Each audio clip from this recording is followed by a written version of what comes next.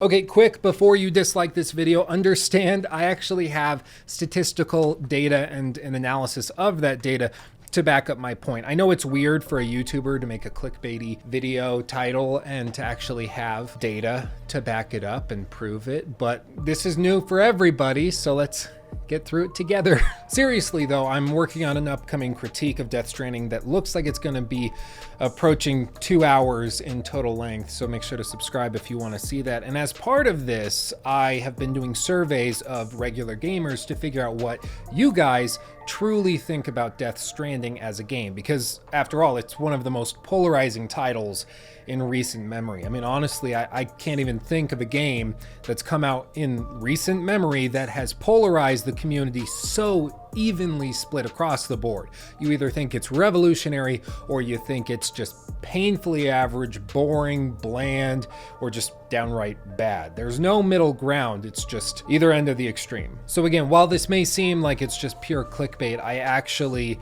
can prove this point through the survey that I did. I'll explain it over the next few minutes, and I will have you fully convinced of my thesis in no time. So like I said, the main goal and point of this survey was to figure out what everyday regular gamers thought about Death Stranding. Because this has been such a polarizing game, I want to figure out what's real, what's fake, when people are lying, when people are telling the truth, what part of it is just pure bandwagon hatred of some artsy fartsy type game, and what proportion of it is actual disdain for what people believe to be a poorly put together video game. I'm just trying to sort through all the garbage and muck and try to come up with a cohesive, coherent interpretation of what this highly polarizing game is. So I created a survey and distributed it.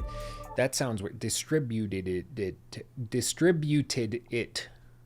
Words. Point is, I shared it here on the YouTube channel through the community tab, so it would show up in your feed and you could quickly vote on it if you were interested. And I also tweeted it out. Again, links and handle will pop up and everything. And I quickly received over 1,000 responses, at which point I had to close the gate and start sifting through the data. Otherwise it would get out of control very quickly. I eliminated a fair number of respondents, actually a few hundred respondents, because it looked as though they were creating duplicate accounts to respond multiple times. From what I gathered, it looked as though somebody shared the link to the survey on some forum somewhere, and people were creating duplicate accounts to downvote Death Stranding and say it was terrible and bad. Again, it just kind of reaffirmed the idea that this game is highly polarizing. But nonetheless, I used Google's survey tools to sift through all of those to make sure each respondent, each IP address effectively only got one response to the survey. People couldn't vote 15 times, downvoting or manipulating results however they wanted. Each gamer got one vote. So that left me with 725 verifiable responses to this survey. Now, the way I set this survey up was actually fairly strategic, and I'm not going to go into too much detail about it because I'm going to be doing a similar thing for several upcoming videos that I'm working on. It'll make sense when those come out, I promise you. But effectively what I did is I asked people like you what your opinion was of the game, whether you thought Death Stranding was amazing, average, or bad. Then I asked you whether or not you had played the game for any length of time, and based on your response to that question, yes or no, you sifted into two different branches of questions based on whether you had claimed to have played the game and whether you were saying that you hadn't played the game but you already had an opinion of it, whether you watched it on Twitch, whether you've just seen a couple trailers and were uninterested, whatever it may be. Now, because Death Stranding is so unbelievably polarizing, as I already described, there were hundreds of falsified responses to the survey just trying to downvote it and create some sort of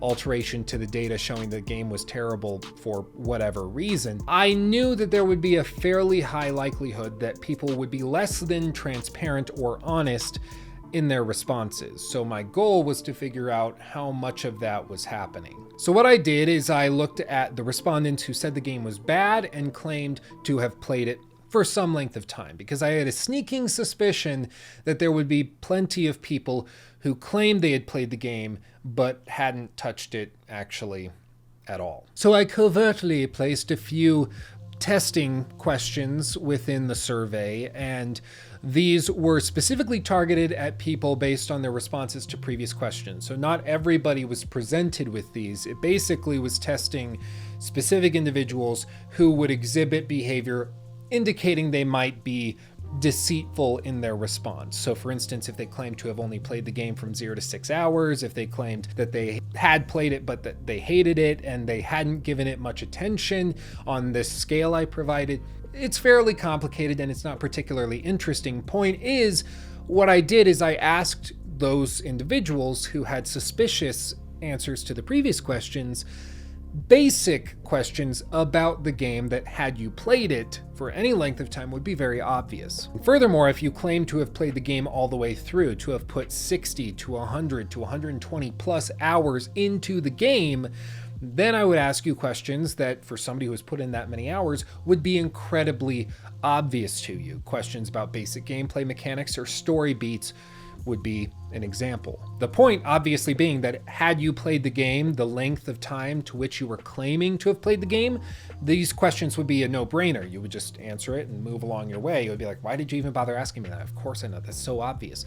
But for somebody who hasn't touched the game at all, or maybe just played it for 30 minutes but is claiming to have played it all the way through, you wouldn't know the response to that question, or at least the accurate response to it, and so you would, in theory, get that question wrong. And what I found was that 46% of the people that said Death Stranding was a bad game and also claimed to have played it haven't played it. Their responses were complete garbage to all of the basic tester questions.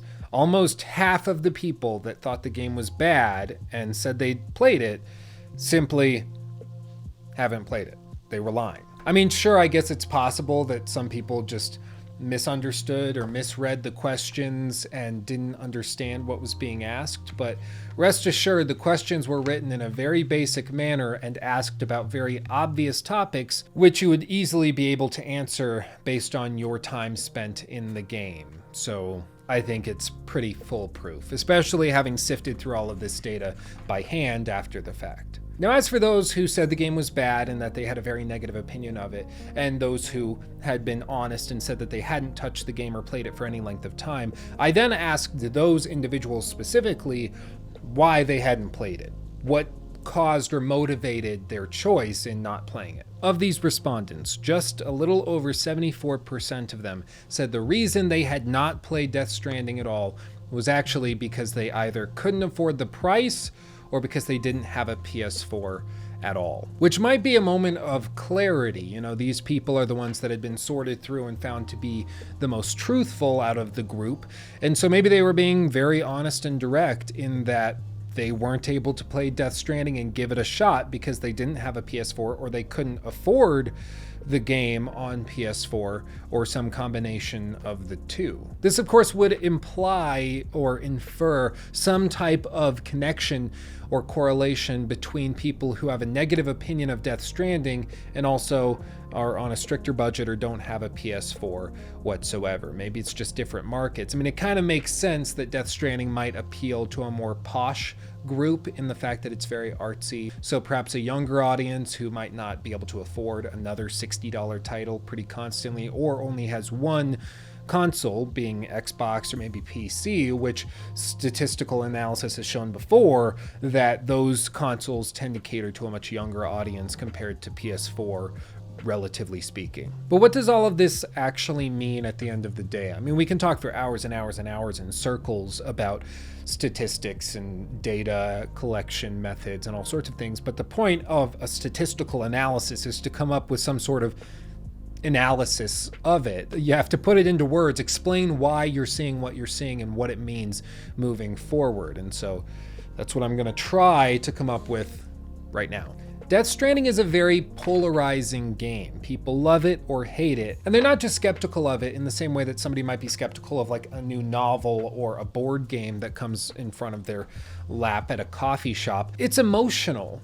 It's driven with a passion that you rarely see in the industry, which I think is one of the most intriguing things about Death Stranding. Most people's support or opposition to the game is driven emotionally and pathologically deep down within them. It's a weird phenomenon in the gaming industry. And I think that this data supports that very concept. The fact that people feel so emotionally opposed to Death Stranding or Hideo Kojima or some combination of the two, that they would lie on some anonymous survey that a YouTuber puts out about various questions. Like, that doesn't make any sense to me. It's anonymous. It's a survey about a video game. Like, the stakes could not be lower, yet people still find the need or the motivation to lie on a survey just to make sure that a game they don't like looks bad. As to what's caused or motivated that extremely emotional response in gamers, I'm not entirely sure, and I'm really interested to hear your theories on it down in the comment section below. I will be reading through all of them, especially in preparation of, again, the full-length critique of Death Stranding, where I'm going to be digging into every little bitty piece about it. The good, the bad, the ugly, the beautiful. We're going to be very, very honest with it. Again, subscribe if you want to see that. But that's all from me. Thank you so much for watching. If you want to support the channel and support more deep dives into the gaming industry such as this one, head over to my website, lukestevens.net. You can get all sorts of unique stickers such as this one I have on my laptop of Khaleesi, who's in the terrarium enclosure thing behind me. It's her in a Santa hat for the holidays. We have a bunch of other ones too, but if you buy one, they're very cheap. I will personally hand sign it right here at this desk. I'll ship it to you anywhere in the world with free shipping. It's a couple bucks or a few bucks depending on your conversion rate. It's kind of a no-brainer. It supports me, supports the channel. You get something really cool and unique. It's a win-win for everybody. Plus, don't tell Khaleesi I said this. She's got a major addiction to blue hornworms. They're super gross, super fat. She loves them to death, and they're very, very expensive. If you don't buy stickers, we might have to cut her off. We're not talking about anything. Seriously, though. But that is all from me. Thank you for watching again. I love you all more than you could possibly know. I'll see you in the next video. I've got a good number of videos coming before the end of the year. Hugs and kisses. I'll see you around.